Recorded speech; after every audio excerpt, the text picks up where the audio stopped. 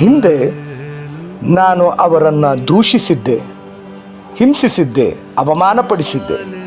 ಆದರೆ ದೇವರು ದಯಾಮಯಿ. ಆಗ ನಾನು ತಿಳಿಯದೆ ಅವಿಶ್ವಾಸಿಯಾಗಿ ಹಾಗೆ ಮಾಡಿದ್ದರಿಂದ ದೇವರು ನನಗೆ ಕರುಣೆ ತೋರಿದರು. 1 ತಿಮೋತಿ 1ನೇ ಅಧ್ಯಾಯ 13ನೇ ವಾಕ್ಯ, ದೇವರ ಪರಿಶುದ್ಧ ವಾಕ್ಯ. ಪ್ರಾರ್ಥಿಸೋಣ. ಪ್ರಿಯ ಕರ್ತನೇ, ನಾನು ಇಂದು ವಿನಮ್ರ ಹೃದಯದಿಂದ ನಿಮ್ಮ ಮುಂದೆ ಮೊಣಕಾಲೂರಿ ಪ್ರಾರ್ಥಿಸುವಾಗ ನನ್ನ ಜೀವನದಲ್ಲಿ ನಾನು ಕೂಡ ಹಿಂದೆ ಪಾಪಕೃತ್ಯಗಳನ್ನು, ದೇವದೂಷಣೆಯನ್ನು, ಇತರರಿಗೆ ಕಿರುಕುಳವನ್ನು, ಅಹಂಕಾರದ ಪಾಪಮಯ ಬದುಕನ್ನು ಬದುಕಿದ್ದೆ.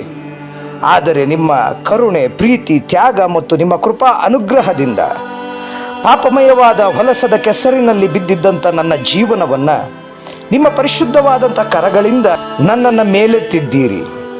ನನ್ನನ್ನು ಶುಭ ಸಂದೇಶದ ಸೇವೆಯನ್ನು ಕೈಗೊಳ್ಳಲು ಯೋಗ್ಯನೆಂದು ಎಣಿಸಿ ನನಗೆ ಬೇಕಾದ ಶಕ್ತಿ ಸಾಮರ್ಥ್ಯವನ್ನು ದಯಪಾಲಿಸಿದ ನಮ್ಮ ಪ್ರಭು ರಕ್ಷಕನೂ ಆದಂಥ ಯೇಸು ಕ್ರಿಸ್ತರಿಗೆ ನಾನು ಕೃತಜ್ಞತೆಯನ್ನು ಸಲ್ಲಿಸುತ್ತಾ ಬೇಡಿಕೊಂಡಿದ್ದೇನೆ. ಆಮೆನ್.